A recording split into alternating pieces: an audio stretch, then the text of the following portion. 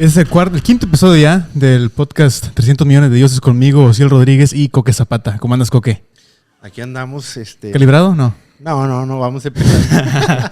A ver si no causamos polémica como con el otro episodio de los ricos y los pobres y el arte y un plátano con sí.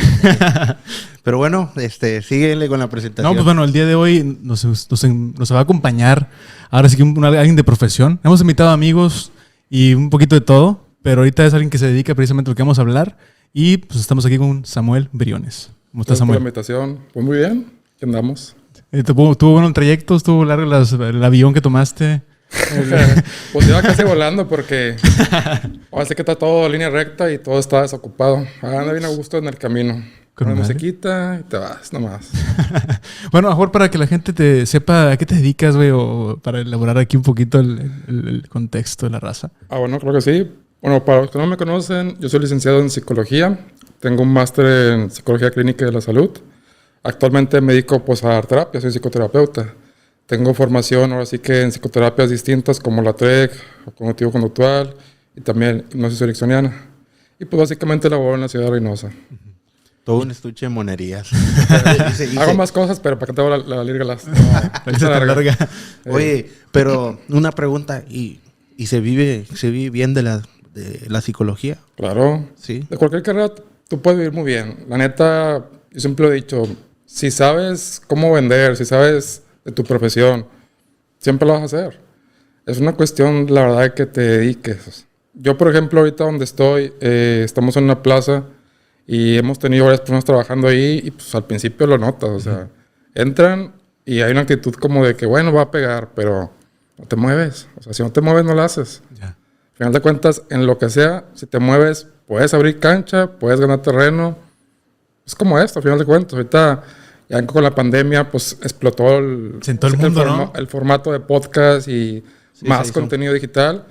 Quien se está moviendo, la está haciendo y quien no, pues que se quede atrás. Sí, no, hasta el agua se apesta, ¿no?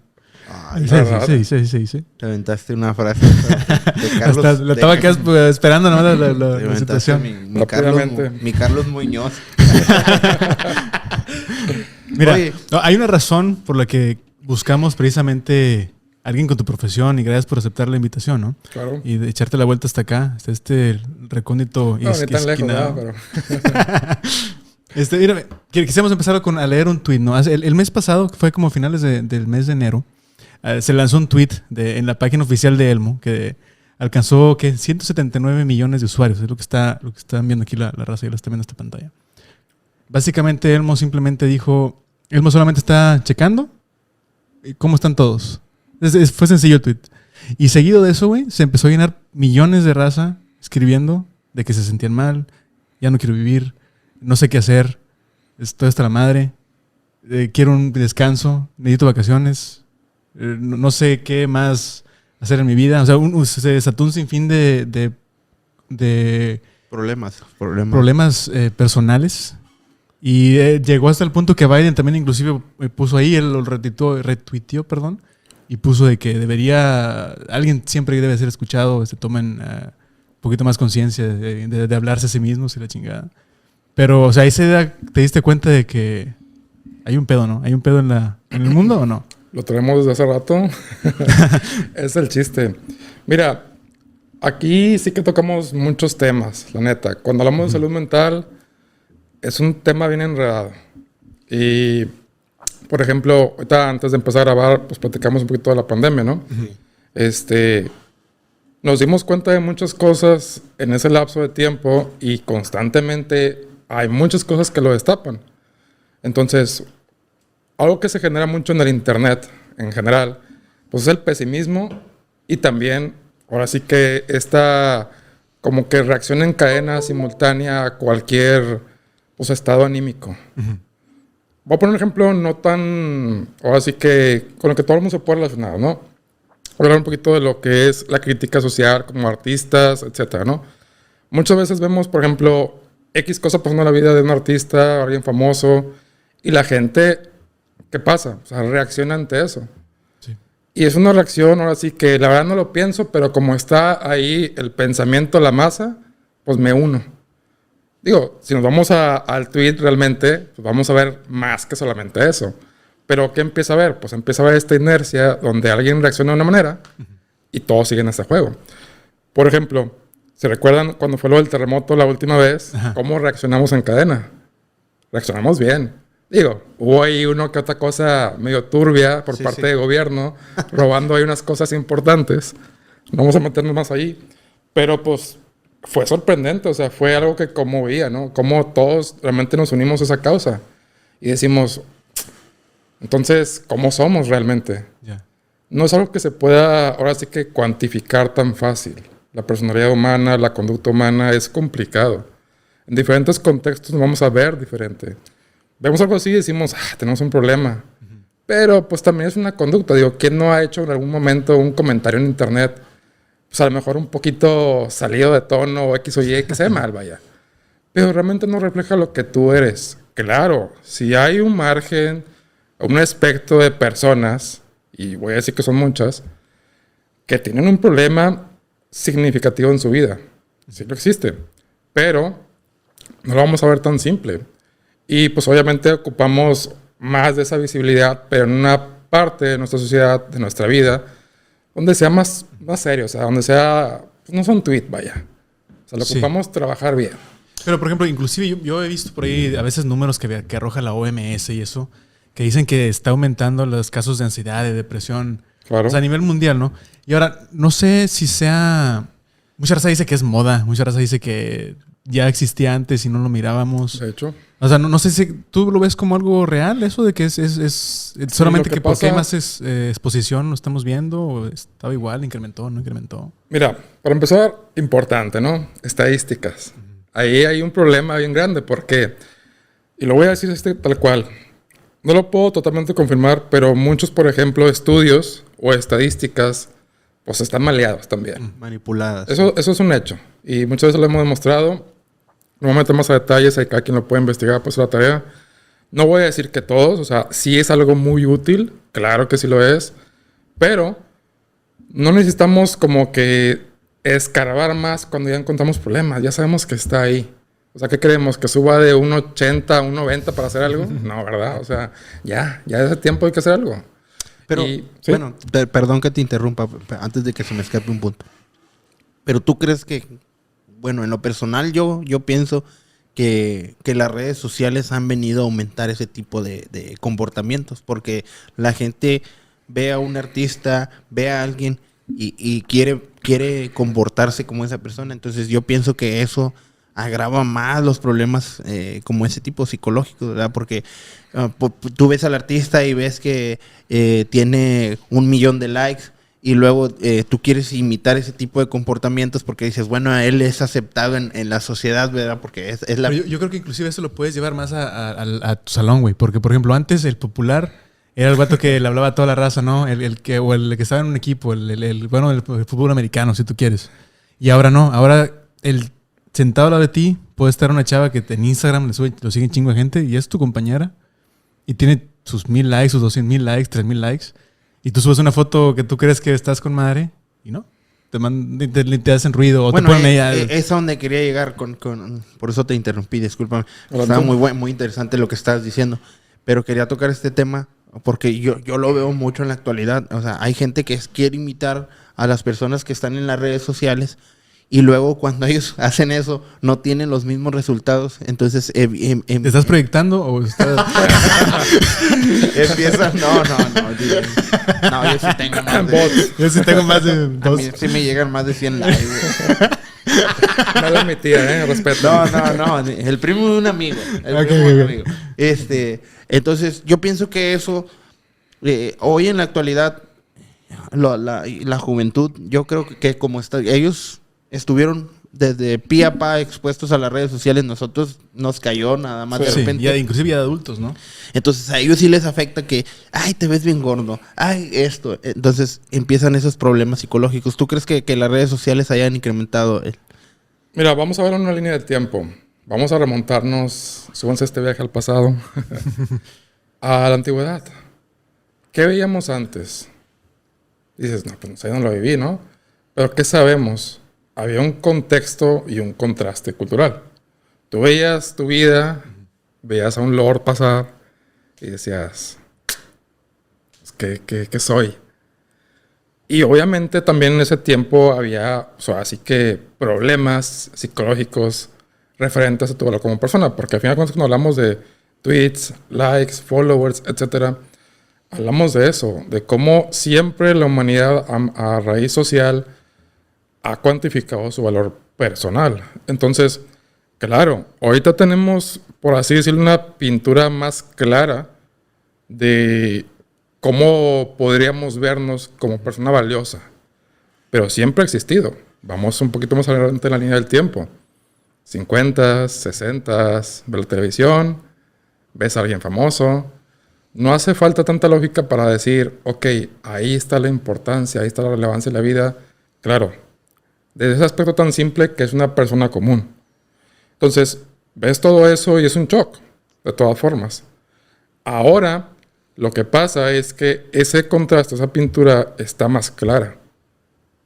Y está más a nuestro alcance, porque lo podemos percibir como algo que antes decías, es que es alguien con suerte, alguien que tiene algo especial. Sí, un talento. Exacto, o sea, tú cuando eras el peasant, o sea, el pobre, el campesino, digo, regresándome a la línea de tiempo de antes, pues ya, o sea, eso es lo que iba a hacer. Y literalmente, estudiando la historia, uno nacía en una posición y moría en una posición, escalaba muy poquito. Uh-huh.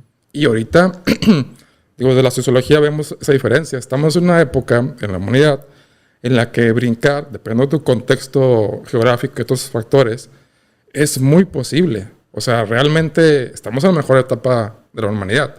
Uh-huh. No estamos muy bien, pero estamos mucho mejor. Ahora que la pintura está más clara, ¿qué pasa? Pues está este frenesí, este deseo por hacerlo, por llegar ahí. Entonces, antes moría el deseo. Antes no estaba la opción. Estabas frustrado como persona porque no tenías el camino, punto. O sea, bye, no había camino. Y ahorita lo vemos, o sea, 20 años atrás el camino era en la universidad. Sí. Esa es la realidad. Sí. Nuestro camino era la universidad. O sea, decíamos una mejor vida en la universidad, punto. Y ahora el mejor camino es cómo tengo un valor social. Claro, el dinero tiene que ver, la carrera tiene que ver, pero la realidad es que ahorita tenemos tantas carreras nuevas, tantas opciones y son tan factibles que pues es como que cuando aventan la carne al agua y están las pirañas. O sea, se activa el frenesí humano. Uh-huh. Y antes no. Antes esa parte estaba calmada. Entonces, ¿qué pasa cuando empieza a haber movilidad? Pues empieza a haber estrés. Porque el estrés es ese desgaste, energía hacia esa dirección. Entonces, empieza a haber esta movilidad y todos queremos. Claro que el camino, ya como se te ha dictado a ti, es bien complicado porque estás peleando con otros problemas. Bueno, y ahí da para otra plática, ¿no? Sí. Sí, obviamente. Ahora, el otro punto que veo yo es que lo gacho ahorita de las redes, o lo que decías es que antes tenías esa comparación, ¿no? Claro. Pero el peor es que ahora es cuantificable, güey. Exacto. Ahora tú ya ves el número de qué tan abajo estás en la cadena. Sí, lo ves de diferentes maneras. Lo ves por tu contexto personal. Porque, por ejemplo, cuando hablamos de la autoestima, no hablamos solamente de cómo te ves a ti mismo, sino cómo te ves al mundo. O sea, no existe esa visión de yo soy esto, sino existe una visión de el mundo es esto. Yo no puedo decir que soy importante si no sé qué es importante. Ya, ¿contra qué lo comparas? Correcto. Entonces, si no tienes ese espejo, esa luz con cual reflejarte, no existe esa parte. Ahora, como ya estamos pudiendo alcanzarlo más fácilmente, queremos ver un patrón. O sea, el ser humano es inteligente. Afortunadamente y desafortunadamente es inteligente, ¿no? Entonces ve su entorno y dice, ok, dinero, familia, raza, país, contexto, educación, estatus, etcétera. Sexo también, etcétera. Otras cosas, muchas cosas.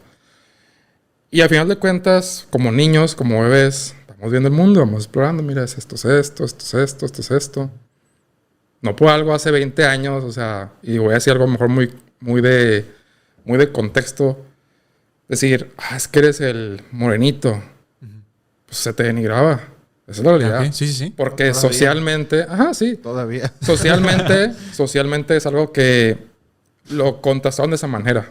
O sea, Sí. venimos de una conquista, así que geológica por una raza y con una ideología.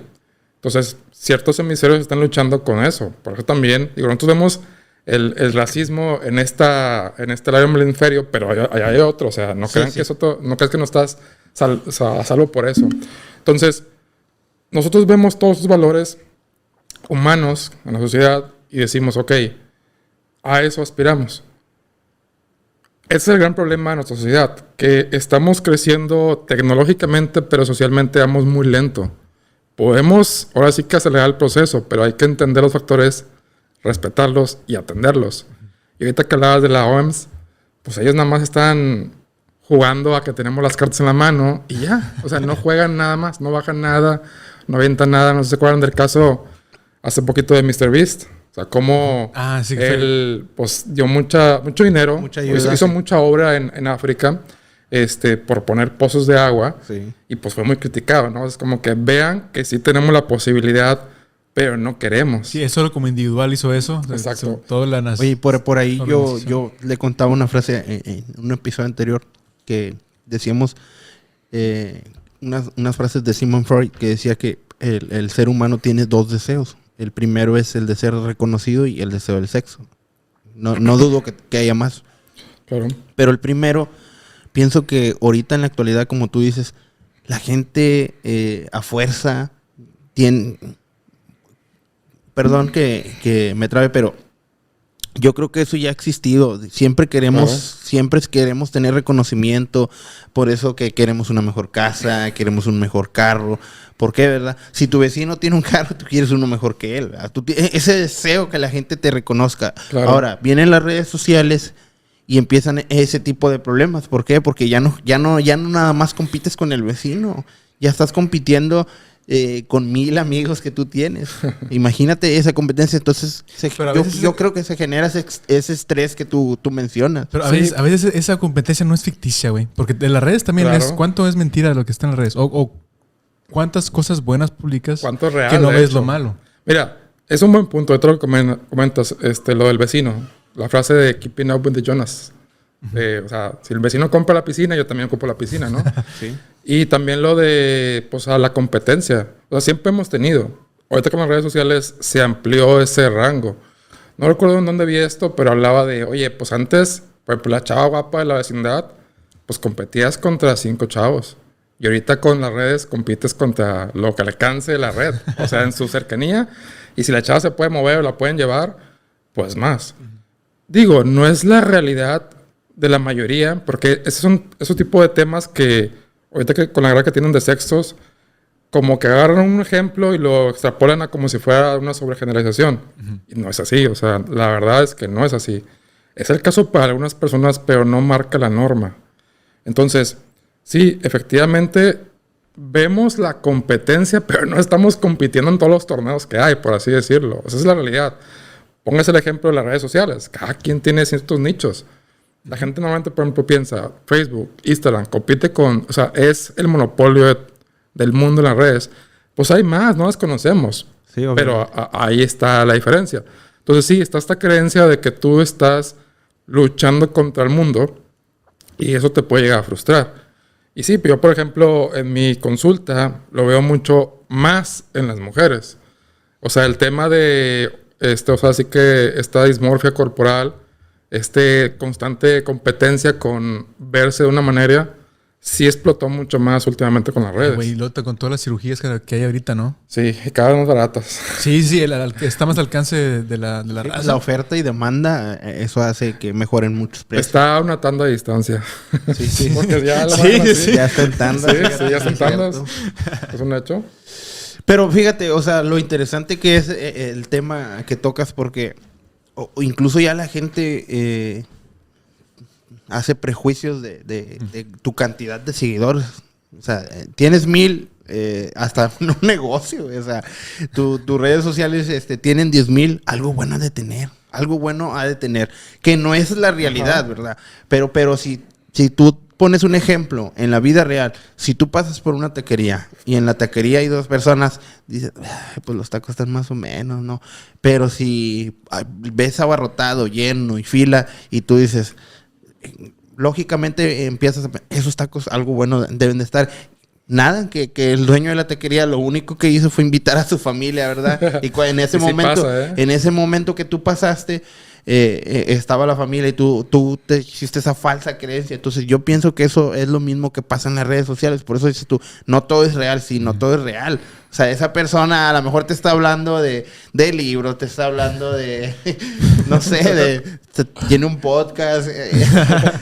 Y tú crees, ¿verdad? Que esa persona es muy popular, que es buena, que tiene mucho conocimiento. Y realmente no es así, ¿verdad? Sí, sí. Claro. Simple y sencillamente por la prueba social de que a lo mejor tiene más likes, tiene más seguidores. Sí. La gente ya se empieza a hacer una percepción de las personas. Al grado que las redes ahorita yo pienso que influyen hasta en un 90 a 100% para una respuesta. Mira, ahorita que lo acabas de decir, lo voy a simplificar a un principio de la hipnosis. ¿Ok? En la hipnosis, desde el enfoque ericksoniano, está esta parte en la que la persona con la cual intentas trabajar tiene que tener un factor, ahora sí que con la persona con la que está trabajando, es decir, el hipnoterapeuta o el hipnotista, que no sé si han visto, por ejemplo, a John Milton, etcétera, ¿no? Sí. Donde tiene que reconocer a la persona como una figura intelectual superior. ¿Por qué? Porque tiene un poder. ¿Qué pasa ahorita con las personas a la hora de tomar sus elecciones? Está el tema de presión social. ¿Pero qué es la presión social? Básicamente es un comportamiento adaptativo. Por ejemplo, nosotros estamos en un centro comercial. Sí. Y de repente vemos que un montón de gente viene corriendo. ¿Qué haces? No, pues corres. Exactamente. Sí. ¿Pero por qué? Porque interpretas de tu inteligencia el entorno. Sí. Quiere decir que estás funcionando bien. Que puedas funcionar mejor e interpretar mejor la situación, eso es un tema aparte. Pero tú estás funcionando acorde a eso. El ser humano lo que hace cuando no puede, ahora sí que llenar un hueco, es que lo llena con algo más. Entonces, cuando no sabemos algo, ¿cuál es un punto de referencia? Alguien que sí lo sabe. Muy simple. Entonces, el ejemplo de la taquería, ¿no? Cuando tú ves un montón de personas formadas ahí, ¿qué piensas? Está muy buena. Y ese es el poder que ahorita hablamos de el poder de marca, el poder de la influencia. Y lo reconocemos en diferentes patrones. Hay muchas marcas de todo que básicamente su éxito se basa en el poder que ya tiene la marca. ¿Ok? Sí, o sea, no significa que se te está dando lo mejor. No voy a decir el nombre de frutas, pero yo me imagino que se puede imaginar, ¿no? Entonces, ¿qué sucede? Ahorita hablaban sobre la cantidad de followers. Algo que pasa también con el tiempo es que las personas se adaptan a ese proceso. Básicamente se vuelven un comprador más inteligente. Por ejemplo, las mujeres ahorita, si se dan cuenta, bueno, socialmente tenemos como que este gran debate del valor de mujer, de valor como hombre, y estamos rebotando. ¿Qué pasa? Cuando todo se acomoda, tiene que haber un proceso de fricción. Y estamos ahorita peleando en el debate social de cómo son las relaciones, cómo son los hombres de alto valor, mujeres de alto valor, etcétera. Si resuelves o no resuelves. Exactamente. Y todo eso que produce, o sea, produce o hace que un diálogo en el que tú vas y recoges lo que crees valioso. Cuando tú ves, por ejemplo, ¿sabes qué? Compré este celular, compré este coche, tal cosa. Hay un marco de referencia ahí. Entonces la persona te comparte eso. ¿Sabes qué? Mi amigo compró tal cosa, una cámara. ¿Y qué pasa? Pues te comunica su experiencia, ¿no? Y a veces el ser humano, o así que toma decisiones desde las emociones. Ves un montón de personas corriendo, ves personas comprando, están felices, transmiten una emoción y razonas en base a eso. A eso le llama básicamente razonamiento emocional. Entonces, cuando vemos que una persona adquiere algo, y regreso aquí el tema de valor de humano, que le da estatus, ¿qué piensa?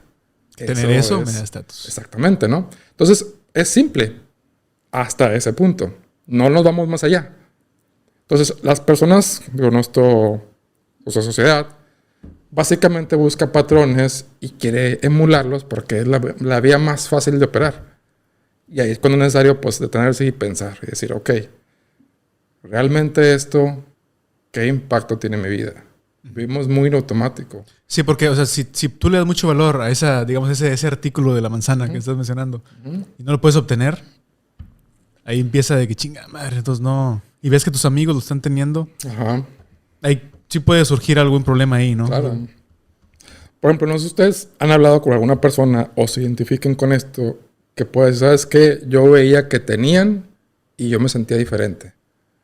No sé si tú eres esa persona o tú. Pues en En algún momento lo fueron. en la mayoría de los casos, y más cuando vienes de mero abajo, Claro. que ves que a lo mejor tú de niño ibas a la escuela y mirabas que había un niño que siempre traía el Game Boy, ¿verdad? Game Boy. En nuestros tiempos, o que tenía los Todos mejores... todos los colores.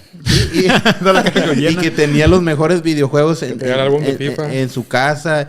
Entonces tú decías, es donde te hacías esa pregunta, ¿verdad? ¿Qué Claro. estoy haciendo mal? ¿Por qué mis padres a lo mejor no me pueden dar lo que a ese niño le dan? Así que siento que hasta cierto punto todos nos hemos identificado con algo así. Y más que nada porque la sociedad lo acentúa. O sea, dice que no lo hace, pero lo hace todo el tiempo.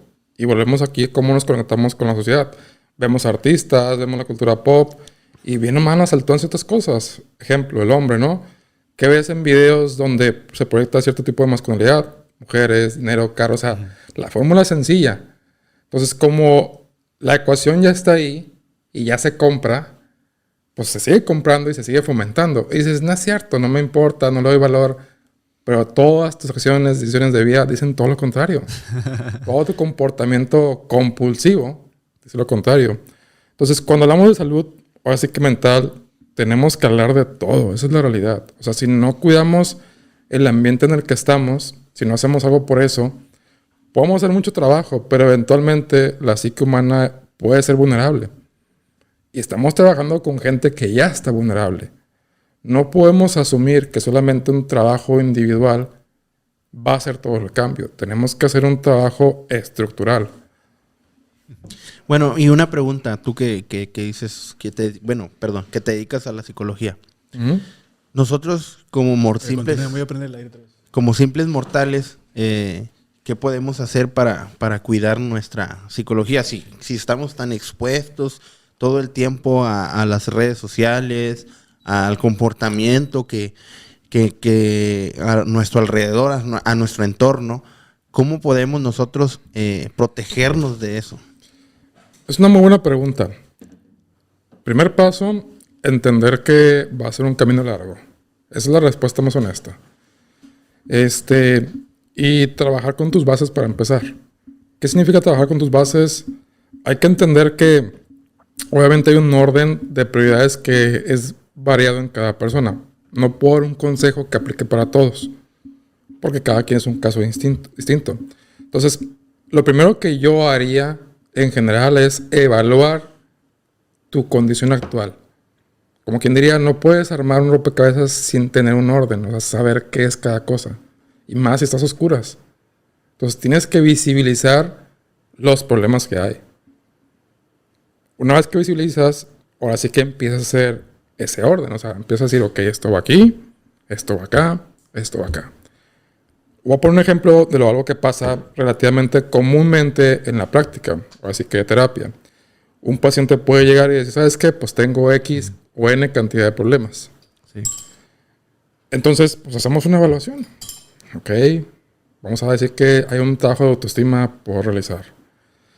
Pero, siendo realistas, si ahorita tu economía no te da para hablar de salud, ahorita tendrías que enfocarte en tu economía. Supervivencia es primero. Y tienes que decirlo porque tiene que tomar la decisión la persona, obviamente. O sea, no lo puedo obligar, pero tengo que concientizar. Entonces, es algo muy tabú, pero es una realidad. Ahí está el ejemplo. No podemos decir, enfócate en tu salud mental cuando no tienes comida, cuando no tienes refugio, Sí, cuando estás vulnerable, cuando te están persiguiendo ahí el SAT, no sé. Sí, Coppel. Exacto. Sí, es lo que, de hecho, lo platicamos en el podcast anterior. O sea, las necesidades que tienes que tener cubiertas para empezar a preguntar, o sea, para empezar a ver como opción Claro. otras necesidades básicas que también se Pero necesitan. ¿cómo podríamos cooperar como sociedad? Esa es mi pregunta. ¿Cómo? O sea, obviamente hay que llegar a la realidad. O sea, Sí. la realidad del país es que el más del 60%, me atrevo a decir que hasta el 70% vivimos, porque hasta cierto punto somos pobres. O sea, vivimos en una pobreza donde hasta se nos hace un lujo acudir con un psicólogo. Claro. ¿Por qué? Porque no está, como tú lo dices, dentro de nuestra economía A lo mejor, como dices tú, primero es la No, supervivencia. y también dentro de tu entorno te dicen, no, güey, ¿para qué le ocupas eso? No le puedes échale ganas tú, cabrón, ya con eso. El tabú, ¿no? Normalmente pasa eso, ¿no? Sí, De que claro. uno cuando tiene un problema, pues le preguntas a tu gente de confianza, a quien le tienes confianza. Sí, Y te responden eso de que no estés chingando, güey, échale ganas. Sí, a veces están peor que uno. Sí, afortunadamente, o sea, el tabú de la terapia, de la atención psicológica, salud mental y de hecho salud en general. Porque sigue Bueno, y siendo también, una- o sea, ¿quién admite que va al psicólogo? Fíjate que ahorita, afortunadamente, te voy a decir, tengo números, pero no los tengo conmigo. Sí. Porque llevo, o sea que cuantifico ciertos datos de mi consulta. Pero, por ejemplo, una cuarta parte aproximadamente de los que acude a terapia, al menos en mi consulta, le cuesta, ahora sí que, o le costó tomar la decisión de ir a terapia. Afortunadamente ya es un tabú que se está rompiendo bastante, el acudir a terapia. Pero sigue habiendo una resistencia. También no puedo generalizar el tema porque yo nomás estoy viendo a la gente que llega a terapia. O sea, no estoy viendo a todo el mundo. Eso es una obviamente. realidad. Sí. Pero, o sea, por ejemplo, afortunadamente las nuevas generaciones les agrada mucho la idea de terapia. De hecho, lo demandan bastante desde muy jóvenes. Llegan conmigo, por ejemplo, adolescentes. No, yo te digo no, porque no entiendo. De 16, 17 años que dicen, yo quería venir desde los 12 años, 13 años. Pero no me traían. Ahora, ¿tú crees que... O sea, ¿siempre se necesita ir al psicólogo o no? Porque, Mira, por ejemplo, si lo vemos desde el punto de vista de la ansiedad, porque yo creo que esa es la que mucha gente cree que tiene, pero no tiene. Sí. También hay esa parte ambigua donde qué sí es tenerlo y qué no tenerlo. Lo voy a explicar de una manera muy sencilla. Es como si yo te dijera a ti, ¿te serviría el nutriólogo? ¿Te serviría un coach profesional y personal, o así que para tu físico y tu rendimiento? Sí. Punto. Entonces, ¿es un agregado o es una necesidad? Ambas son buenas.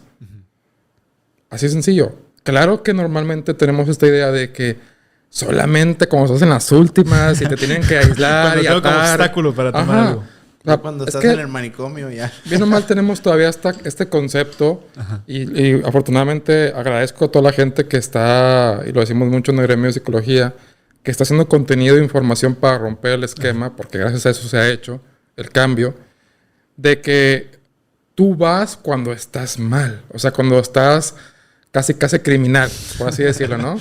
Cuando vas a hacer cosas atroces o no sé. Sí, cuando ya no Pero fíjate, tienes... esa es la cultura general en todo, ¿no? Sí. O sea, también el diabético va cuando ya se Exacto. desmayó la chingada. Ajá.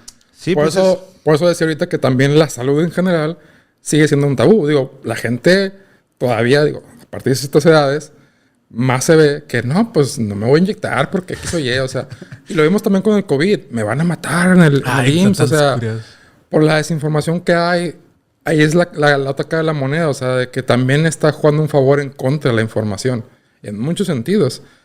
Vemos artículos falsos, vemos ahora sí que pues una persona que no está para nada, ahora sí que preparada dando información desde el desconocimiento de su puesto, desde no tengo un respaldo científico o al menos un respaldo ahora sí que empírico o evidencias o casos de algún resultado diciendo que algo da un resultado. Y no quiere decir que la verdad no exista ahí, pero lo socialmente razonable es que tú compruebes la verdad. O una parte de ella. Porque, por ejemplo, la terapia, y lo decimos tal cual abiertamente, no es un proceso que asegura nada. Está en una etapa todavía muy temprana. Ni siquiera la medicina lo puede hacer en general. Ningún médico te puede decir, y lo hemos visto, va a vivir 3 meses más y se acabó. Y viven 15 años más. O sea, ¿por qué? Porque bien o mal es algo muy complejo.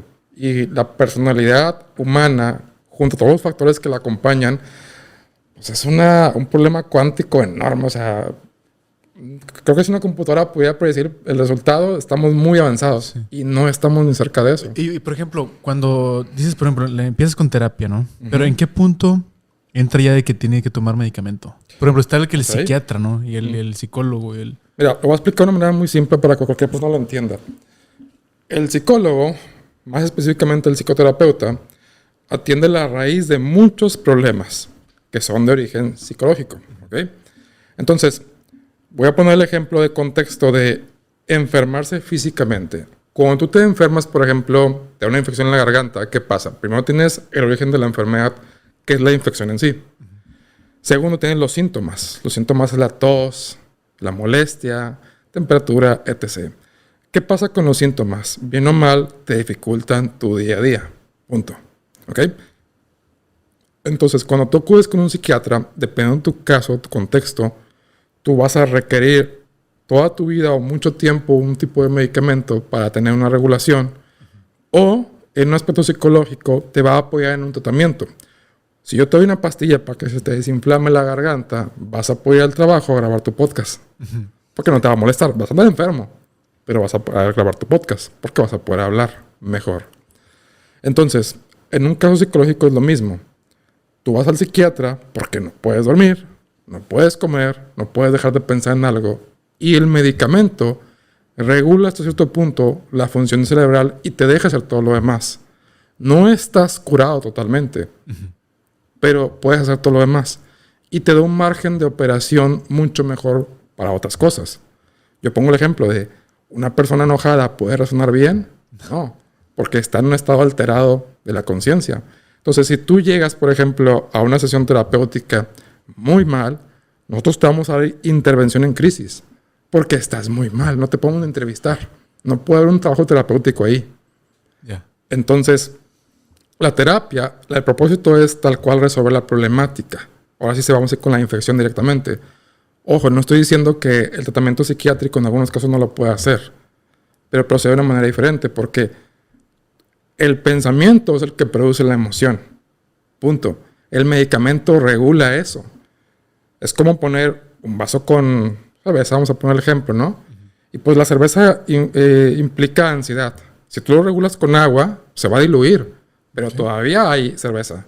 ¿Me explico? Sí. Entonces, entre menos tengas, mucho mejor. Pero el cerebro va a volver a producir otra vez el problema. Por eso es una constante el medicamento. Más o menos tengo entendido, no es mi área de expertise, que el medicamento tiene un efecto en el que cambia la química cerebral después de 1 o 2 años. Es que también como sociedad no estamos preparados, no estamos preparados para los problemas psicológicos. ¿Cuánta gente no hay allá afuera con problemas psicológicos y lo único que hacemos es darles la vuelta? Bueno, pues ¿qué sabe? ¿Qué problema tendrá? O está loco. A ver, yo te voy a poner un ejemplo. En la infancia yo tuve un amigo que se llama Miguel, ¿verdad? Ya falleció por un problema de esquizofrenia. Okay. Él tenía delirios de persecución. Entonces, cuando éramos niños, él era 2 o 3 años mayor que yo. La verdad se me vienen muchos recuerdos a la mente porque éramos a muchos amigos de infancia que nos juntábamos y él era uno de ellos. Se juntaba mucho con mi hermano.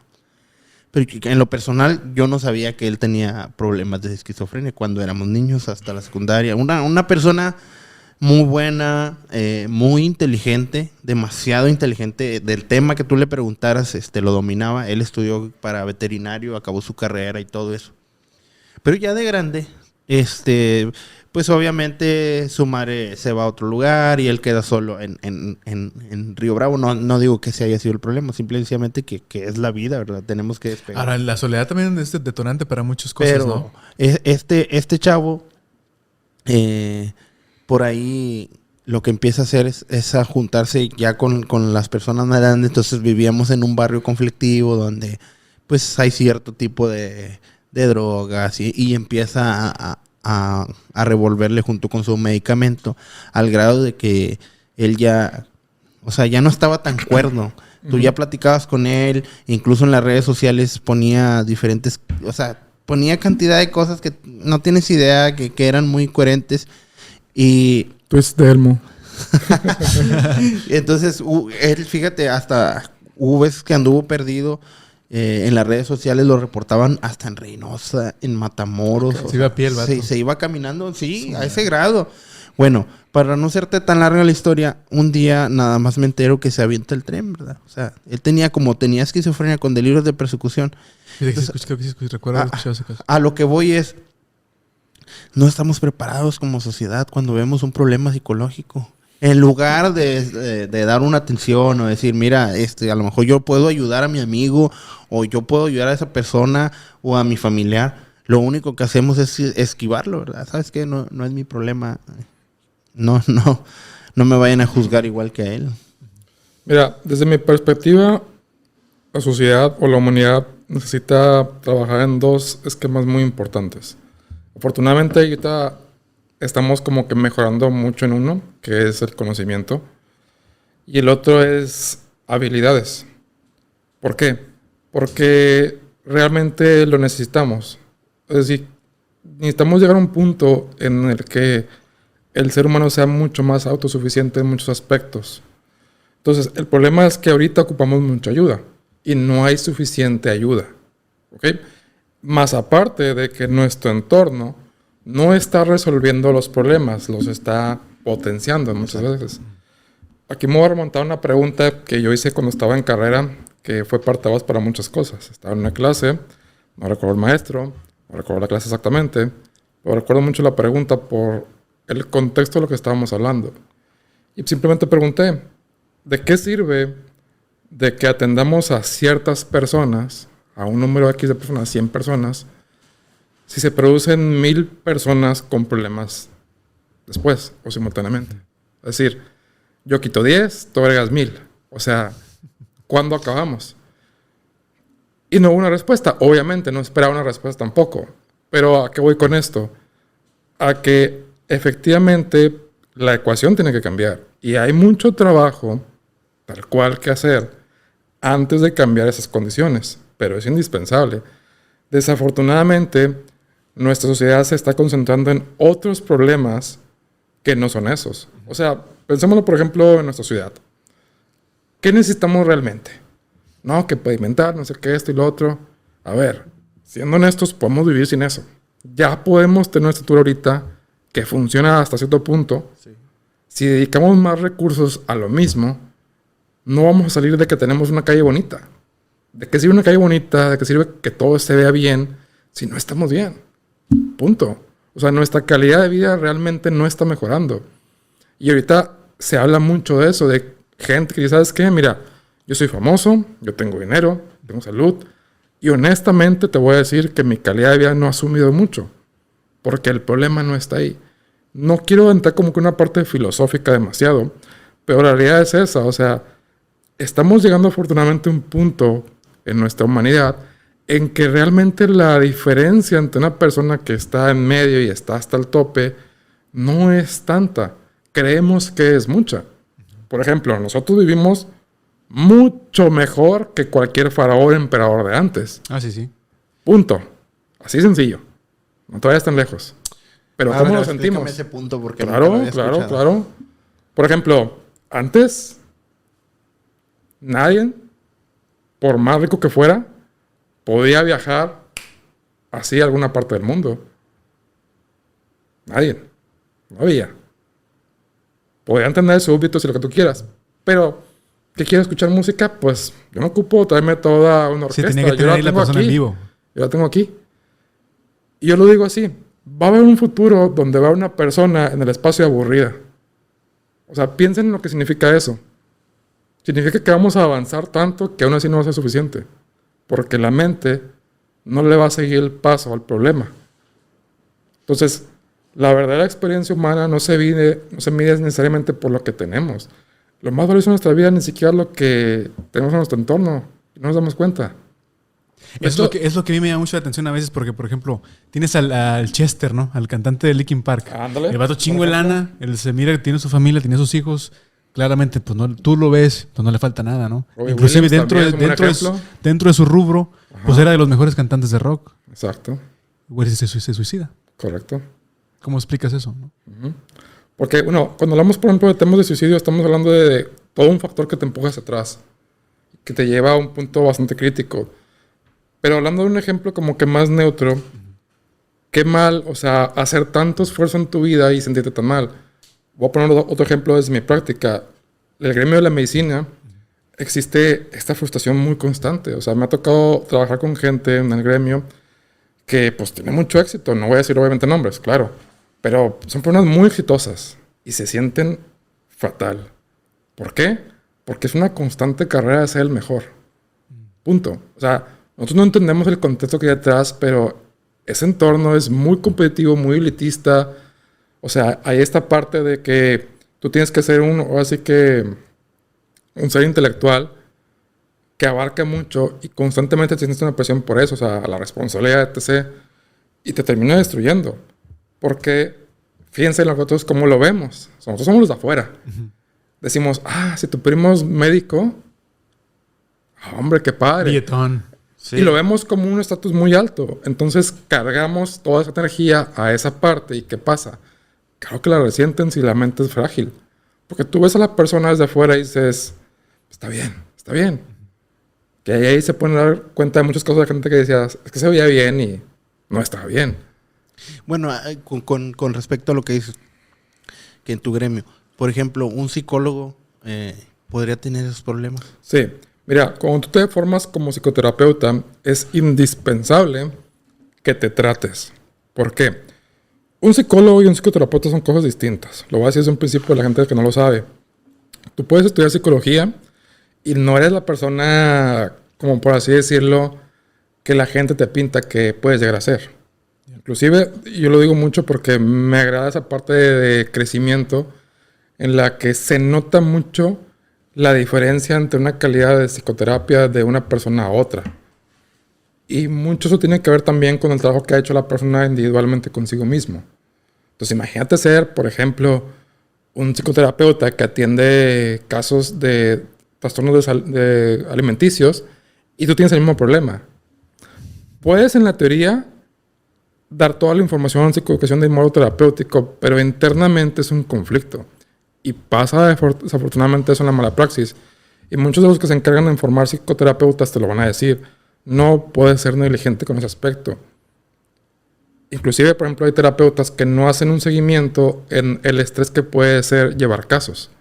Que tú puedes, por ejemplo, aventarte X cantidad de sesiones, no importa, y puedes salir muy alterado de eso. Tú tienes que tener, por ejemplo, un registro de las personas, temas, etc., que te mueven. Porque si es el caso, tú tienes que atender ese problema que te está generando. O sea, por ejemplo, me imagino que debe haber conversaciones muy acaloradas dentro de esas sesiones. Sí. Sí, específicamente, por ejemplo, en grupos, por ejemplo, parejas. O sea, parejas, para ser un terapeuta de parejas, tienes que soportar un estrés o manejarlo que no te afecte muy importante. O sea, no es cualquier cosa. Me encanta un dicho que escuché una vez en un diplomado. Una persona preguntó, ¿cómo puedes saber que es un terapeuta? Y en ese diplomado estábamos muchos psicólogos y otras personas afines, externas. Y pues le preguntó, ¿tú cómo sabes? Porque esta pregunta la hizo un psicólogo ya formado. Dijo, ¿tú cómo sabes que tú lo eres? Y pues es que estoy estudiado. Sí, pero ¿cómo lo sabes? ¿Por qué? O sea, ¿a qué va esta pregunta? Y viene una frase de Freud ahí. Va al hecho de que aquí, en este proceso, en este trabajo, la formación es muy importante, pero no lo es todo. O sea, sí existe ese factor en el que, de cierta manera, tienes que hacer todavía más para alcanzar ese punto. Entonces, tú te puedes aprender todas las técnicas, tú puedes saber todos los DCMs, o sea, tú puedes saberlo todo, pero si no puedes tocar esa alma a un nivel terapéutico, no estás ahí. Pero yo siempre he pensado, ¿no? O sea, ¿cómo puedes tratar a alguien que se quiere suicidar? O sea, yo no sabía yo cómo convencer a esa persona que no lo haga. Es que la persona también quiere vivir. Es lo que no entendemos también. O sea, la persona que se quiere suicidar está en una constante conflictiva de querer vivir. ¿Ok? Y hay que entender que el pensamiento viene por lo que significa la vida para la persona. O sea, yo trato casos constantemente de eso. No son tan seguidos. O sea, no es un tema tan frecuente y hay diferentes niveles también, hay diferentes clasificaciones. Entonces, la persona quiere vivir. Cuando una persona no quiere estar aquí, no se va ni siquiera... O sea, cuando verdaderamente, o sea, ya. Por no extendernos en el tema, ¿no? Que ahí puedes ver, por ejemplo, casos de personas que a lo mejor están postradas en una cama y dicen, es que entiéndeme, no quiero vivir. O sea... Eutanasia. Exactamente, ¿no? O sea, es un contexto muy específico. Y, pues volvemos a lo otro, o sea... Hay que entender que hay diferentes tipos de dolor. El dolor psicológico es muy poderoso. La mente es muy poderosa. Entonces, para que una persona tenga que tomar esa decisión, está ahora sí que su psique alterada en ese punto. Y volvemos al tema, por ejemplo, de cómo te percibes. Yeah. Y cómo percibes el mundo. Imagínate que alguien que, no sé, a lo mejor dijo, es que yo dediqué toda mi vida a un país y nunca se movió y nunca... X o Y, ¿no? Por poner un ejemplo.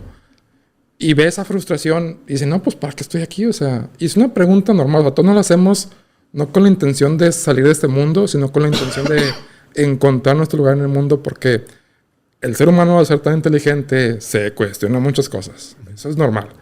¿Ok? Entonces, al cuestionarnos, es una pregunta que viene muy obligada.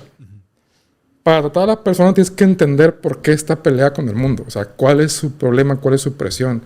Y la respuesta que te puedo dar es muy variada. Entonces, por ejemplo, desde el enfoque cognitivo, tienes que cambiar ese concepto, respetando el concepto en sí. Ya me voy a meter ahí, por ejemplo, mucho a lo que es la terapia en sí. No quiero indagar en tanto en eso, porque sería básicamente, pues, empezar así como un proceso terapéutico. Y yo los invito a que si alguien está escuchando esto, pues le llama la atención, se dé la oportunidad. Digo, se lo puede decir muchas personas que se animan a abrirse en el tema, porque tengo, por ejemplo, pacientes que les encanta el proceso, pero todavía les cuesta abrirse de mencionarlo, que es una experiencia muy necesaria. O sea, la terapia está también para corregir muchas cosas que desafortunadamente la sociedad no tiene. Yo, por ejemplo, tengo esta mentalidad de decir, ¿qué más quisiera que yo necesitara trabajar? Porque viviría en otro mundo diferente. O sea, de trabajar en lo que hago, vivir en ese mundo que se quiere construir, pues yo prefiero vivir ahí. Pero claro que no es la realidad. O sea, no estoy aquí como siendo un salvador. Estoy dando mi parte. Que yo tuve una experiencia con el doctor que me operó por segunda vez mi rodilla. Él me decía que era muy obeso. Demasiado obeso. O sea, tenía problemas con eso psicológicamente. Con los tacos. O sea, entonces tu doctor te decía eso. Sí, él no, pues yo Y yo dije, sí estás gordito, pero no tanto. Yo no tengo problemas. No, aquí está el terapeuta, ahorita nos atiende. No tengo problemas. No. Pero regresando, él me decía que él tenía esos problemas. Entonces, fíjate la respuesta que me dio y me sorprendió. Porque es a donde vamos, donde tocaste tú que la psicología es muy tabú. Sí. Me dice, yo me operé, me hice la manga gástrica. Manga gástrica, sí. Y después tuve que ir con el psicólogo. Entonces, y antes también tienes que ir. No sé si recuerdo si hizo el proceso antes y después, pero Lo que pasa es que cuando te haces la banda gástrica de manera correcta, tú tienes que hacerte una evaluación psicológica antes de. Nosotros tenemos que expedirte un informe para que seas candidato de eso. Yo no sabía eso, entonces me dice, yo me quedo sorprendido. Le digo, ¿pero por qué vas con un psicólogo? Me dice, porque tienes que cambiar tus hábitos de consumo. Claro. Entonces, le digo, sí, y incluso me recomendó, mira, tú ve con un psicólogo y vas a ver que vas a cambiar tus hábitos de consumo. ¿Fuiste? No. Porque era tabú. No, lo estoy platicando, digo. Es una Quería participar. Es una plática. Estamos platicando. Pero, o sea, hasta el grado que influye la psicología. Oye, eso no sabía yo que con un psicólogo para flacar. Sí, hacemos un chingo de cosas. Creo que es lo menos que uno escucha, ¿no? Eso nunca lo había escuchado jamás. Sí, ni yo, por eso me pareció tan sorprendente. Esa parte se le llama psiconutrición. Y aparte también tiene que ver con lo conductual. Por ejemplo, en la hipnosis manejamos algo que se llama la banda gástrica hipnótica. O sea, tiene el mismo efecto que la banda gástrica, pero desde la psique. Y consiste en varias sesiones. De hecho, ahorita se empezó, creo que el año pasado, antepasado, a ser muy popular. Pero la comercializaron tanto que, digo, no se debe hacer así. O sea, yo no soy el mega experto de la hipnosis. Sí. O sea, tengo formación.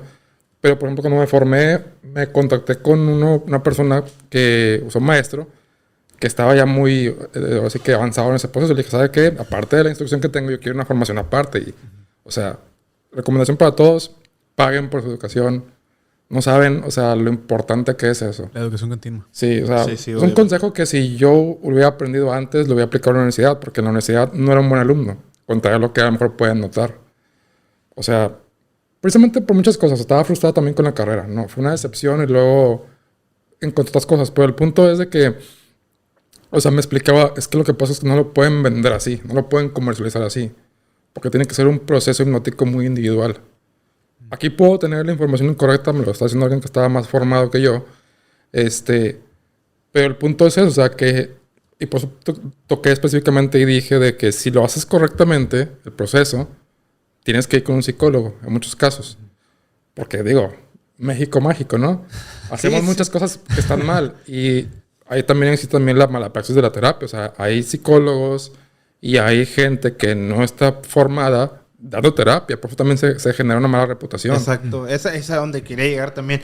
A veces su trabajo es muy devaluado porque hay pseudo psicólogos o pseudo motivadores, personas que según te dan ayuda psicológica, que levántate temprano, el positivismo y todo eso. Entonces, sí, mira, yo no estoy necesariamente en contra, digo, el gremio sí está muy peleado con los, ahora sí que, coaches de vida y todo lo demás.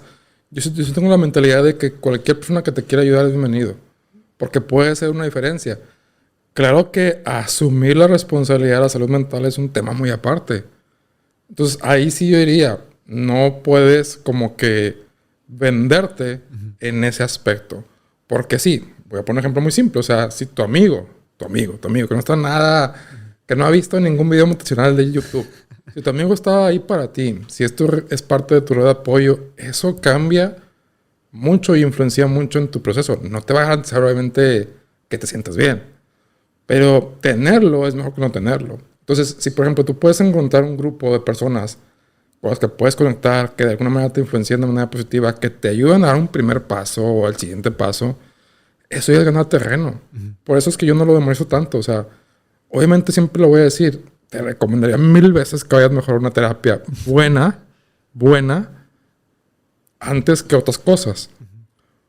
Otra cosa ahí también es que estamos confundiendo, o así que salud mental, con un apoyo muy específico en ciertos temas. Porque la gente ve cosas por el estilo y dice, es que esos quieren robar el trabajo de los psicólogos. No es cierto, muchas veces ellos están hablando, por ejemplo, de aspectos filosóficos. Y eso no entra en la psicología, o sea, entra muy superficialmente. Entonces, la psicología no se va a meter con las religiones, por ejemplo. O sea, ya eso es un aspecto muy personal tuyo. Yeah.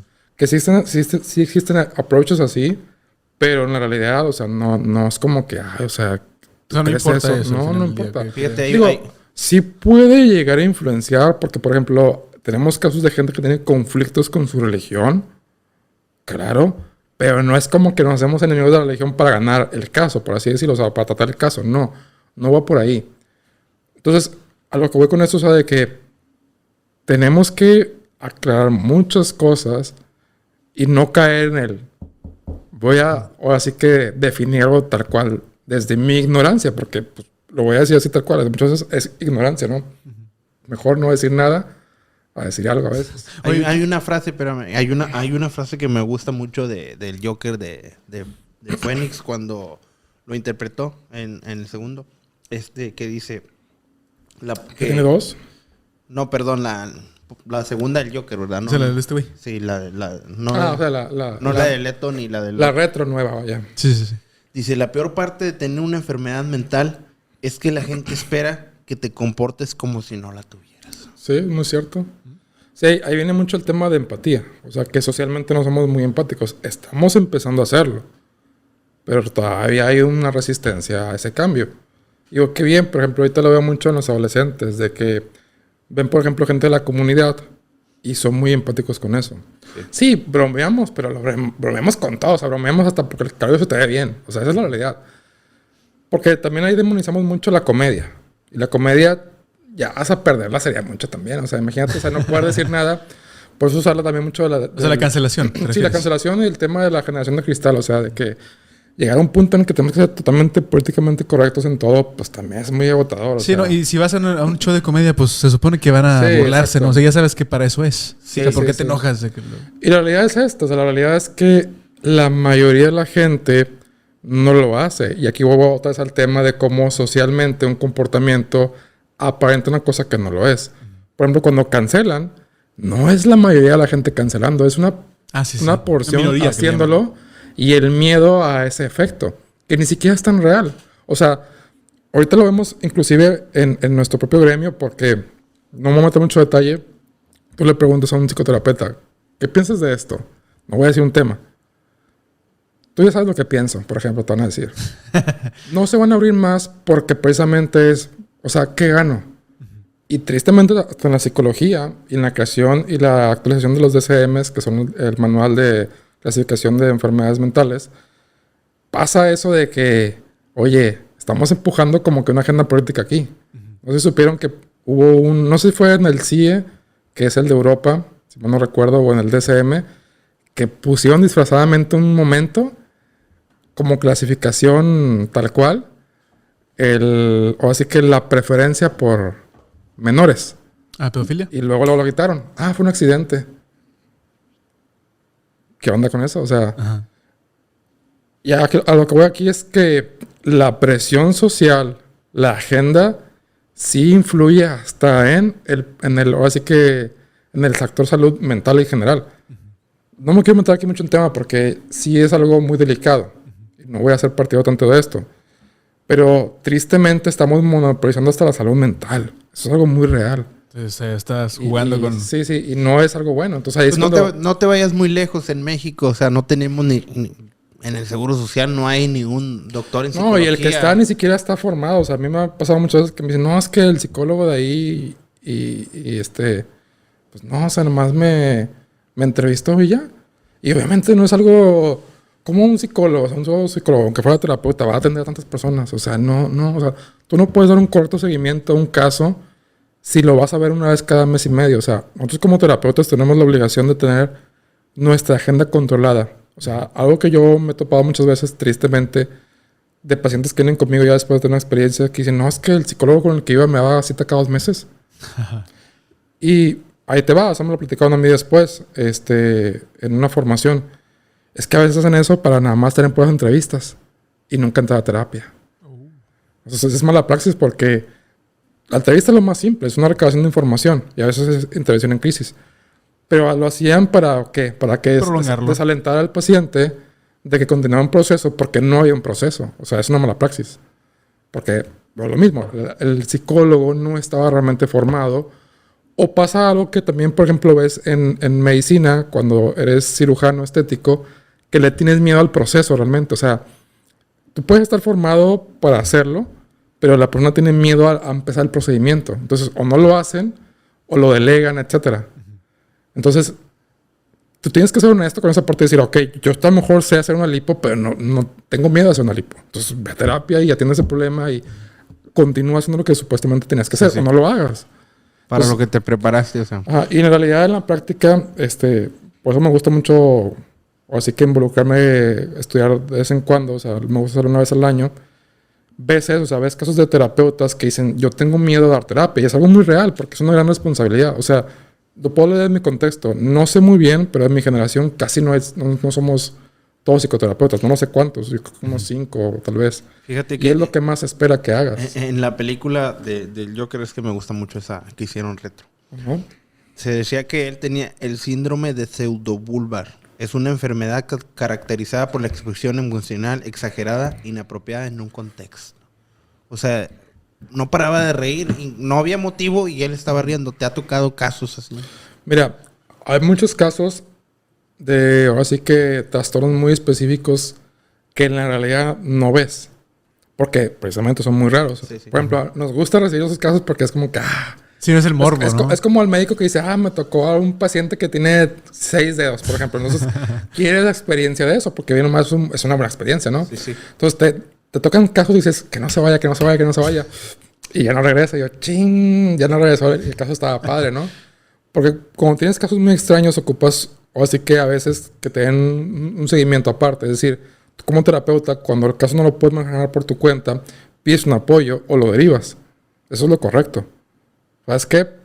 Yo estoy viendo que tu caso tiene totalmente que ver con algo alimenticio, que no tiene que ver con ningún trastorno, pues te voy a derivar a un nutriólogo nada más, simple. Yeah. O simple y sencillamente, en base a la entrevista, que es la herramienta más poderosa de recabación de información, no es la única, pues te das cuenta que la persona realmente no tiene un objetivo terapéutico que trabajar y a lo mejor simple y sencillamente fue a platicar un poco, ¿no?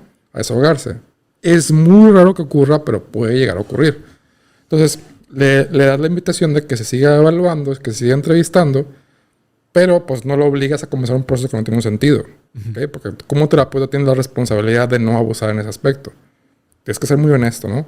Entonces, tú puedes tener conocimiento, pero la parte ética nadie te la da. Eso lo tienes que tener tú. Okay. Entonces, digo, si lo ven, por ejemplo, en cualquier otra parte de la salud, pues hay gente que no es ética y punto, se acabó. Sí, no les importa. No por algo existe el tráfico de órganos, cosas por el estilo. Sí, o sea, es algo muy delicado. También había un ejemplo de, por ejemplo, en las escuelas. Antes había un psicólogo para un grupo de escuelas, o incluso había escuelas que tenían su propio psicólogo. Tengo entendido que ya tiene que haber por decreto uno al menos. Bueno, no estoy muy seguro sobre esto. Ahora aparte de estudiar psicología, les piden otra formación. Sí, porque a final de cuentas, como psicólogo, tú tienes ciertas capacidades. O sea, lo más básico es crear atención psicológica, algún que otro plan dependiendo de tu formación, porque ya cada universidad te da diferentes planes agregados, pero lo que es la parte terapéutica, pues ya no. Ahorita me preguntabas antes de empezar a grabar, pues el psicólogo tiene que menos manejar la parte inicial de la vida, que es lo infantil y la adolescencia, más o menos acercarse por ahí, porque de todo iba eso, a final de cuentas. Entonces, claro que ya atender el caso de manera más, ahora sí que aterrizada, implica una formación. Entonces, si la persona no está capacitada para eso, ¿cómo lo va a hacer? Es como si dice, ¿sabes qué? Pues tengo un odontólogo que no sabe poner brackets, pero es un odontólogo, lo tengo aquí. O sea, ¿de qué me sirve si no puedo hacer una extracción, etcétera? O sea, puede emular ese trabajo, que desafortunadamente, como no estamos bien regulados, pasa mucho eso. O sea, pasan empresas que tienen, por ejemplo, enfermeros o médicos que les falta ciertos, ahora sí que, conocimientos. ¿Sabes qué? Pues no sé, o sea, es un ejemplo, ¿no? Obviamente no sé sobre Sí. el trabajo, pero no te puedo hacer una RCP. A lo mejor sí, obviamente, se me hace como muy obvio, ¿no? Pero no lo sabe hacer. O a lo mejor contratan a alguien de primeros auxilios que no es un enfermero por sustituir el trabajo, ¿no? Sí. Entonces, ¿cómo voy a contratar un practicante para hacer el trabajo de un terapeuta en una escuela? O sea, no va. Pero por llenar el puesto y por sacar la chamba, lo hacen a veces. Entonces, me pasa mucho y en general de que lo que hace es que tiene un contacto externo. O sea, una persona, un psicólogo, se acerca a una escuela y ¿sabes qué? Yo soy tu contacto externo. Si tú tienes un caso que trabajar, pues me lo mandas. Y ahora sí que la persona dice, ¿sabes qué? Pues este caso requiere una atención, que la mayoría de veces son para los papás, que son la raíz de los muchos problemas, y ya lo derivan. O sea, o pues atenderse ahí. Tristemente lo que pasa es que en la práctica, en la realidad, la gente no va. Punto. Sí. O sea, Oye, Samuel, y ahondando más en el tema, ¿tú recomendarías, por ejemplo, desde muy temprana edad? Yo por ahí leí un artículo que decía que los niños de 0 a 7 años es el mayor aprendizaje que van a tener. Y ya nada más de ahí en adelante es repetir y repetir los mismos patrones de comportamiento. Porque obviamente los seres humanos aprendemos por memética, por lo que dice papá o mamá o el entorno. Espejo, sí. Exactamente, el entorno en que nos rodea. Tú como psicólogo, terapeuta, ¿desde cuándo recomiendas? ¿Sabes qué? Mira, no es que tu hijo tenga un problema psicológico, pero es bueno llevarlo. Yo te recomiendo que desde los 1, 2, 3, una edad. Bueno, esa era una pregunta. Pero aquí nos referiríamos entonces a detección de problemas o trabajar con algo. No, porque tú me dices, tú comentas que siempre es bueno ir al psicólogo, ¿verdad? Ajá. Como ponías el caso de cuando vas con un nutrólogo. Obviamente siempre va a ser bueno acudir con un psicólogo. Claro. Pero, por ejemplo, un niño que empieza a una edad temprana, no necesariamente que tenga problemas, simplemente que tú quieres ver cómo está él psicológicamente. Ok, ya tratándose de niños, sí diría que al menos presentaron como que alguna conducta extraña, ¿ok? Digo, no hace daño decir, ¿sabes qué? Mi bebé tiene 2 años, o mi niño, yo ya soy un niño más grande, pues lo voy a checar a ver si tiene algún tipo de problemática. El problema es que como papás que quieren evitar mucho esa parte, o sea, Sí. yo por eso, y lo voy a decir tal cual, yo dejé de trabajar con los niños Sí. por la negligencia de los papás, o sea, porque no son unos pacientes buenos. Entonces, en mi práctica privada, me llenaban mi agenda para nada. O sea, nada más, o sea, No iba. yo dije, o sea, tengo mucha demanda, como para que voy a dedicar tiempo a esto cuando hay gente adulta que sí está acudiendo constantemente, ¿no? Sí. Digo, al final de cuentas no se trata de dinero, se trata de poder trabajar con alguien, sencillamente. Entonces, también lo dije así, o sea, desde una perspectiva mía, digo, si ya alguien puede hacer o provocar más consistencia en ellos, a lo que todo me puede formar yo no la puede provocar, que alguien nos atienda. Ya, por ejemplo, cuando tengo pacientes adultos que tienen problemas con los niños, yo les recomiendo, ¿sabes qué? Puedes acudir conmigo, pero no desde cero, porque tristemente los papás son muy negligentes. Empiezas un proceso con ellos, se desaparecen, no van, ya. ¿Qué es lo que quieren los papás? Te dejo al niño, hazte cargo tú. Sí, sí. Y no es la realidad. O sea, hay muchos temas en los que sí el terapeuta va a trabajar con el niño, pero en la mayoría de los casos ocupas una responsabilidad e interacción con los papás. Los papás no quieren. Pasa lo mismo en las escuelas. El papá dice, ahí está el huerco, edúquenlo, tráiganlo bien padre, que no me grite, que no me responda, que sea bien cumplido. No funciona así. O sea, y por eso decimos ahorita que la realidad es que el futuro es de los jóvenes, no de los niños. Porque los jóvenes son los que van a formar a los nuevos niños. Esa es la realidad. O sea, el niño va a salir como el papá. Punto, se acabó. Sí, Esa es la realidad simple. Va a emular todo lo que está bien. exactamente. Por eso te digo, que aprendemos por memética. Exacto. Mira, antes de que prosigas con el tema, hay una película que a mí me gusta mucho. Se llama Una mente brillante. La perra, muy buena. la perra. Y es la historia de John Nash, un matemático premio Nobel, cuya economía fue retratado en su vida en la película. Él tenía problemas de esquizofrenia, él se sentía perseguido, que era espía, o sea... Creo que lo diagnosticaron desde afuera con ese problema. Ahí va otra cosa, ¿no? Aguas con crear diagnósticos externos. Pasa mucho que la gente llega y es que tengo esto. Porque lo chequé en internet. Y pasó mucho en pandemia de que es que veía Sí. información en internet y ya te estabas... Y queda más la sugestión. Continúa, perdón. Bueno, la pregunta aquí es ¿cómo detectar uno si él, mi primo, mi hermano, mi vecino, el que tú quieras, tiene problemas de esquizofrenia? Hay cierto grado de esquizofrenia porque a lo mejor... O síntomas. A lo mejor tú dices, bueno, ya cuando está en una etapa muy desarrollada donde ya no se medicó lo que tú quieras, a lo mejor sí lo detecto, ¿verdad? Porque lo veo, porque cambia su comportamiento. Pero ¿cómo detectar desde un principio para poder ayudar a esa persona? Miren, en general, cuando ven un comportamiento desasociado, creo que ya es un buen motivo para acudir. Si te empiezo una lista de síntomas, comportamientos, lo que la gente, el oyente, va a hacer es que va A buscar eso nada más. O a buscar eso nada más, o va a decir, bueno, es que esto es por otra cosa, que es la parte de compensar o justificar. Entonces, si ven un comportamiento disociado, acudan con un psiquiatra o con un psicólogo. Punto. O sea, simplemente así. ¿Por qué? Porque si le dan demasiada vuelta al tema, pues se van a privar. O no lo van a hacer. Mejor, si tienes como que esa perspectiva, porque pueden ser más cosas. Sí, o sea, pueden obviamente. ser más cosas también. Y si solamente buscas como que un solo padecimiento, te estás privando de la oportunidad de encontrar otros. ¿Tú sabes qué? Pues tengo gripa. Pues si es gripa no tengo nada. A lo mejor tienes COVID, o sea, ve, acude, o sea, siempre Sí, la respuesta va a ser... Pero, por ejemplo, ve y checa. la raza que dice que tiene ansiedad sin saber que tiene ansiedad. O sea, ¿y cuándo sí podría ser ansiedad y cuándo no? O sea, ¿cuándo nada más amor estás triste? Mira. O estás estresado. La ansiedad es, para empezar, aparte de ser, ya hablando, por ejemplo, de un trastorno clínico, nosotros lo medimos mucho por el tiempo y la intensidad, para simplificarlo bastante, ¿no? Entonces, todos manejamos ansiedad. La ansiedad en sí es un mecanismo de defensa.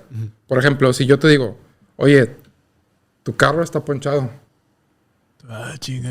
Más si ¿Qué vas a tienes hacer? prisa, ¿no? ¿Qué vas a sentir? Preocupación, ¿no? Sí. ¿Qué significa que mi carro esté ponchado? No, pues hay que cambiar la llanta. Estás pensando en un No puedes ir a problema, dónde vas una a ir. complicación, etcétera, Llegué ¿no? tarde. Etcétera. Entonces, lo que hace la mente es que se está preparando. Entonces, cuando entramos en un estado de alerta, la mente se pone en un estado emocional. Se concentra, se enfoca, etc. La ansiedad, desde la perspectiva ahora sí que psicológica, lo que vemos es que el paciente está en un estado ansioso por un tema que a lo mejor o no es real o es real y no puede manejar.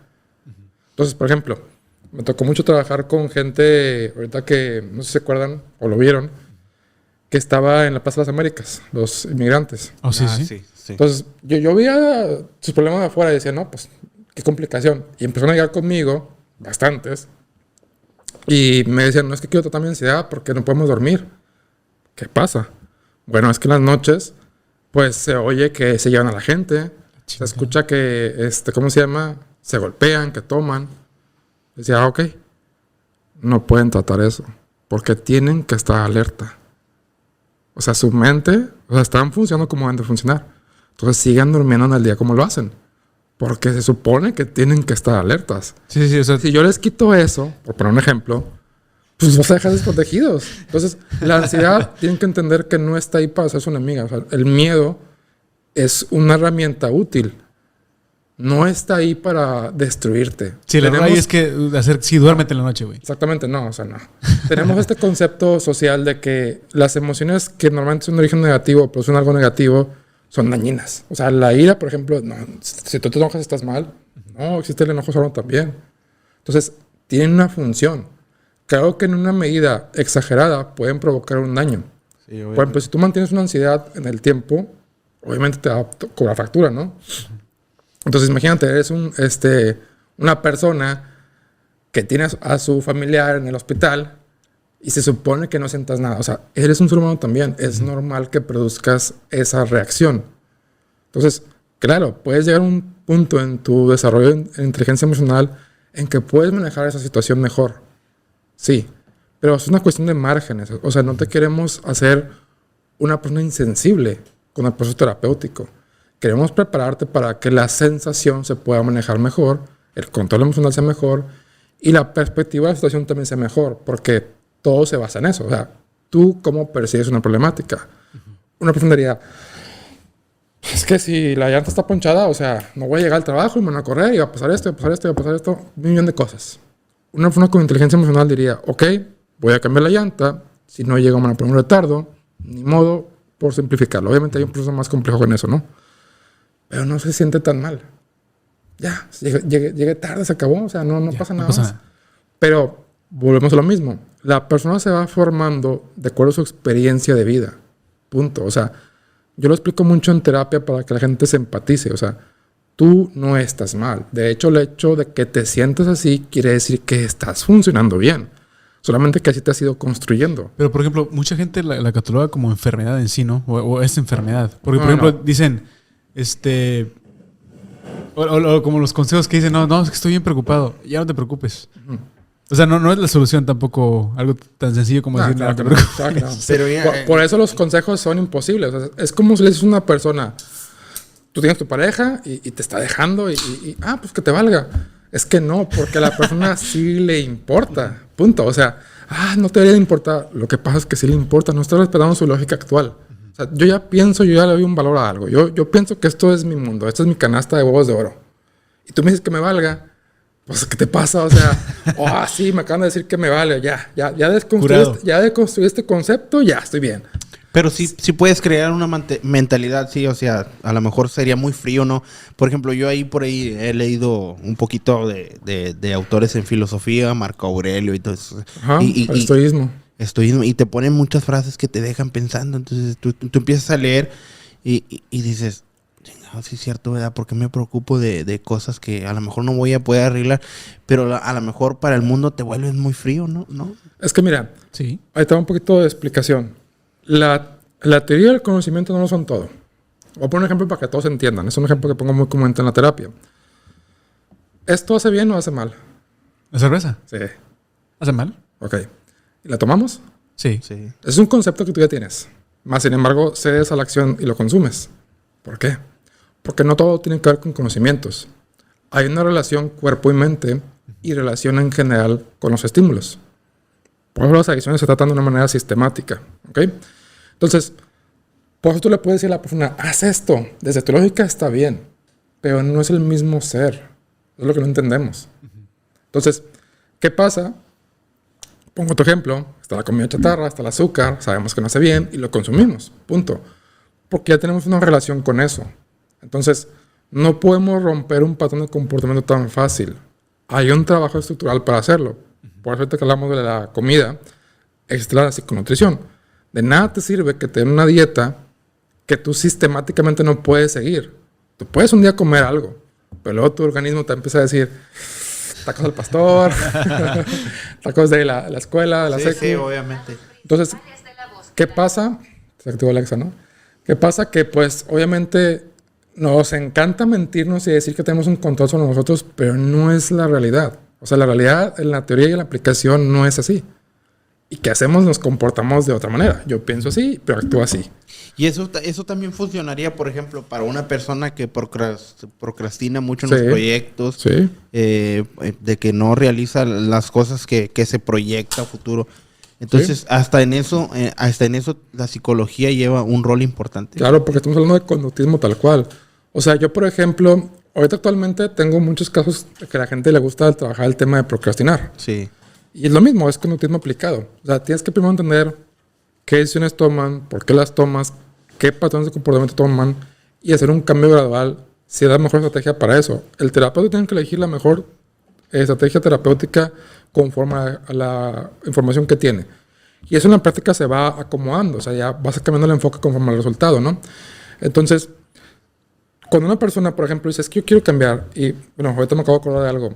Me ha tocado varias veces, no muchas, que la gente llega así con una montaña de libros, no puedo decir cuántos, no sé, unos 4 o 5, y dice, yo vengo de leerme todos esos libros de autoayuda, pero no puedo cambiar, literal. Sí. No, o sea, lo sé, pero no cambio. Bueno, lo mismo, ¿no? O sea, empieza a tocar el caso desde el sistema, porque la información sí ayuda, pero no lo es todo. O sea, un proceso sin una estructura no ayuda, en general. Y volvemos a algo tan básico. La persona tiene que conocer qué factores reales están jugando un papel ahí. Por ejemplo, en los hábitos alimenticios. ¿Cuándo comes? ¿Cómo comes? ¿Dónde comes? ¿Con qué comes? ¿Qué comes? Tenedor, plato, frente a la televisión, mientras ves una película. Son patrones en tu relación, así con la alimentación. Entonces, ¿sabes qué? Pues yo siempre como cuando sale esta serie.